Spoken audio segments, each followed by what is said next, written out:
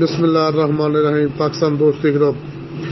लो दोस्तों, जो लोग कहते सी कि मोटरसाइकिल नहीं आने, ये फ्रॉड आ, ये सब गेड़ा टोपी घूम रही है, इदा हो रही है।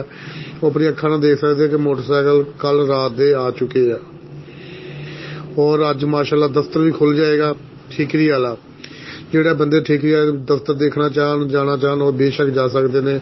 ਰਾਣਾ ਰਾਸ਼ਦ ਸਾਹਿਬ ਉੱਥੇ ਹੋਣਗੇ, ਉਹਦੀ ਟੀਮ ਵੀ ਉੱਥੇ ਹੋਏਗੀ ਬੈਠੀ।